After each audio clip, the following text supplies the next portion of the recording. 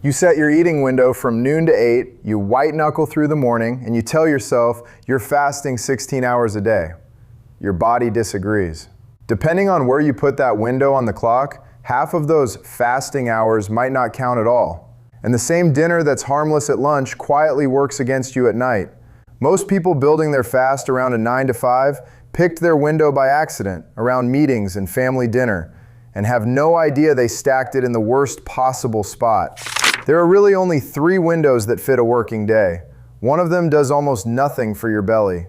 So we're going to line up all 3, the early window, the midday window, and the skip breakfast late window, and rank them by what actually burns fat on a workday. Because here's the fact that decides the whole thing. Your body handles the same meal up to 99% better in the morning than at night. Same plate, same calories, completely different result. And once you see why, you'll know exactly which window is yours. Start with the window you think you're already doing. Skip breakfast, eat from noon to 8, call it 16-8. Here's the thing nobody tells you. A fast isn't a light switch you flip the second you stop eating. It's more like a tide going out. Your last meal keeps you in fed mode for hours after the final bite. Your body's still busy emptying the stomach, sorting the food, putting it away. So that proud 16-hour fast, knock off the 5 or 6 hours your body spends still digesting, and your real fast is closer to 10.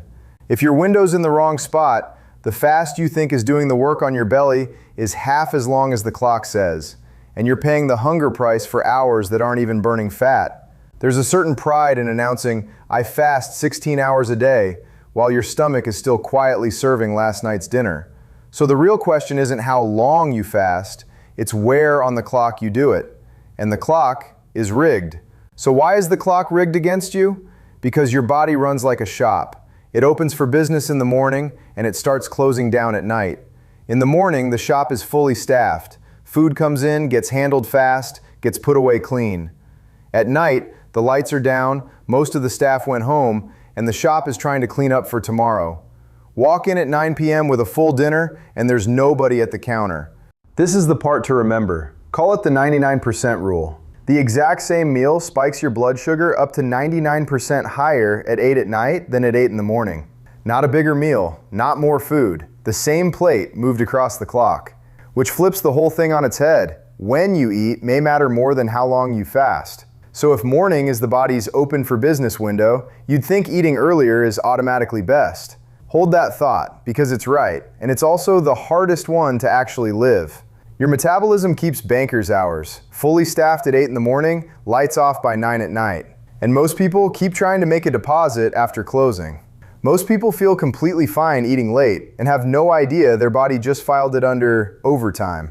So one of our 3 windows is working with that schedule. One's fighting it and one's standing on the tracks. Window 1, the early window, 8 in the morning to 2 in the afternoon. For pure fat loss, this one wins. It sits right on the body's open hours. You're feeding the machine while it's warm and fully staffed. Everything you eat gets handled at full power. And here's the part that surprises people. You'd expect skipping dinner to leave you starving by bedtime, but morning is when hunger is actually lowest, around 8 a.m. Because while you sleep, your body quietly feeds you from your own stored fat. The thing you dread, eating early and stopping early, fights the hunger you actually have. In a 2025 study, people on the early window lost more fat and held on to more muscle than the later group. Eating the same calories, position did that, not portion size. So if fat loss is your number 1 priority and your evenings are flexible, pull your window as early as you can stand. Finishing by around 2 in the afternoon squeezes the most out of the same food. Here's the catch, and it's a big one. The early window collides with having a job, business lunches, the 6 p.m. family dinner, the one quiet evening you finally get to yourself. The early window is the straight-A student of fasting, metabolically flawless. Socially, it cannot come to dinner. Anyone who's tried saying, "I'm done eating for the day" at 2 in the afternoon knows exactly how that lunch invite goes. So the best window for your body might be the worst one for your calendar. Good news, there's one built for the calendar. Window 2, the midday window, noon to 8. This isn't the best engine, it's the one you'll still be doing in 3 months. It's the window that fits around a job without a fight. Lunch with coworkers stays on the table. Dinner with the family stays on the table. And it catches a hidden advantage. Your body's food handling crew hits its peak around noon to 2. Eat your biggest meal there, and you're feeding it to a shop running at full speed. This is where that whole "which hours count" question clicks. A midday window clears the groggy morning hours and still banks a long, clean overnight fast. More of its hours are real fasting, not digestion in disguise. The midday window is the minivan of fasting. Nobody's impressed by it. It shows up every single day. One honest tip: aim for a 6-hour eating window if you actually want 8. Most people underestimate their digesting time by an hour or two. And try to finish eating 2 to 3 hours before bed. The trade-off is honest too. Results here are solid but milder than the early window. Think slow and steady over a couple of months. It gives up a little metabolic edge for the one thing that matters most. You'll actually keep doing it. Now, you might assume the third window, the late one, is basically just this one shifted a couple hours. It is not. It's a different animal. Push that window just 2 hours later into the evening and something flips. Not gradually, it flips. Window 3, the late window. 2 in the afternoon to 10 at night. Skip breakfast, eat late.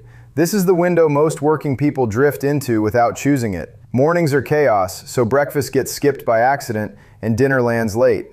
And on the clock, it looks identical to a clean fast. Same number of hours, same skipped meal. Biologically, it's the worst of the 3. Here's the picture. Eating late is like running the furnace full blast at the exact hour the house is trying to cool down for sleep. A big late meal pushes up your stress signal at night. That's cortisol, the body's red alarm wave. It shoves aside the sleep signal, melatonin, and shuts down the fat burning your body normally does overnight. Overnight is when your liver works the night shift, the quiet janitor cleaning up while you sleep. Eat late and he can't start. He's stuck handling your dinner instead. So here's the part that changes everything. A longer fast on paper can burn less fat than a shorter one placed earlier, because the late eater spends the night fighting his own repair crew instead of burning fat in his sleep. The length is real, the position threw it away. And it taxes tomorrow, not just tonight. The late window leaves you with a kind of metabolic hangover. Groggy morning, flat energy, more cravings the whole next day.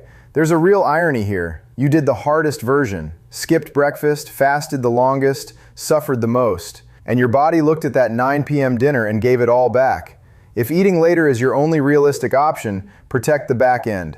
Last real meal 2 to 3 hours before bed.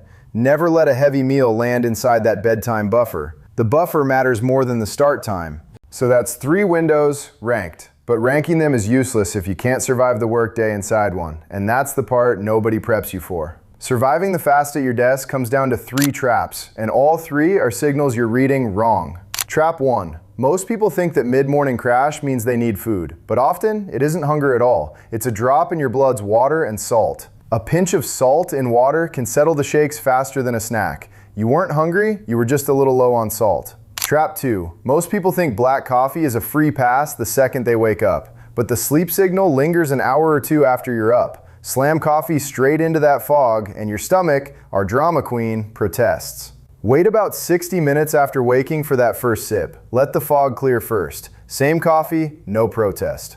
Trap 3. Most people think hunger only grows until they cave, but hunger comes in waves, not walls. The surge passes in about 20 minutes once your body realizes no food is coming. All 3 traps fail for the same reason. They treat a passing signal like an emergency. Picture the 10:30 a.m. showdown with a vending machine when the real problem was a 1/4 teaspoon of salt.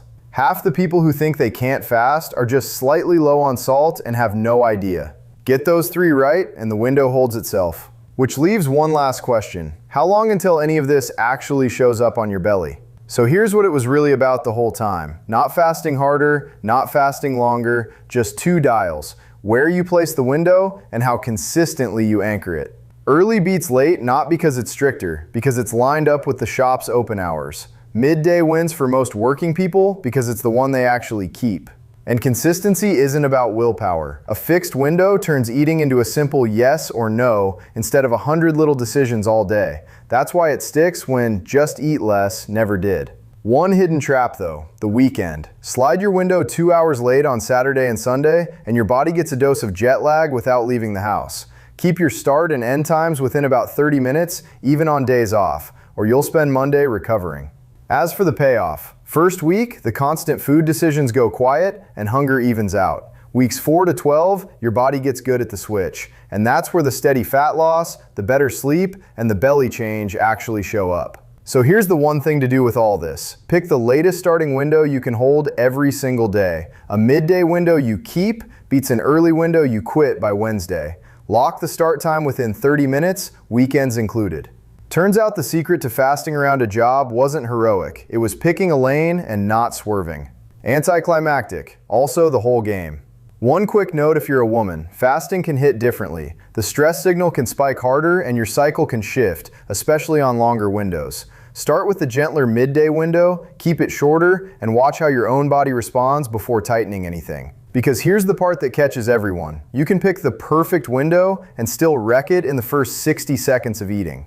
But picking the window is only half of it. There's 1 hour, the first hour you break your fast, where 99% quietly undo everything. The insulin trick almost nobody gets right. Watch it next.